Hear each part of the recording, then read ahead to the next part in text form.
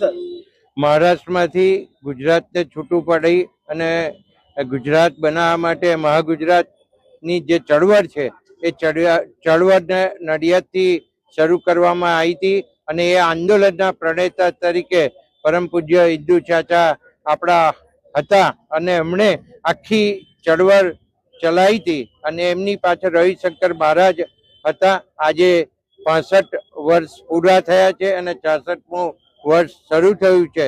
ત્યારે આ ગુજરાત બનાવવા માટે જે મહેનત કરી હતી એ મહેનત આજે ખરેખર રંગ લાવી છે અને આ ગુજરાત જ્યારથી નરેન્દ્ર મોદી સાહેબ મુખ્યમંત્રી થયા ત્યારથી આ ગુજરાતનો જે વિકાસ છે આખા દેશની અંદર આંખે વળગીને ઉડે એવો આ ગુજરાતનો વિકાસ થયો અને ગુજરાતની વિકાસની રાજનીતિના આધારે આખા દેશની રાજનીતિ નક્કી થઈ અને એમાં મોદી સાહેબે ખૂબ મોટો ભાગ ભજવ્યો.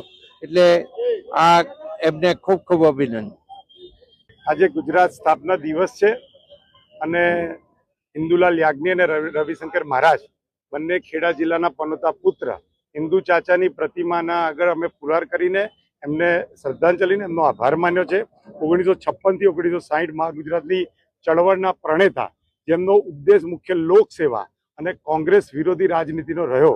તેમણે આ ગુજરાતને મહારાષ્ટ્રથી અલગ પાડવાનું કામ કરી અને આજે જે આપણે ગુજરાતને ખૂબ જ આગળ વધતું જોઈ રહ્યા છે એના પાયામાં ઇન્દુ ચાચાની મહેનત છે, એમની ચળવળ અને એમની પ્રેરણા છે.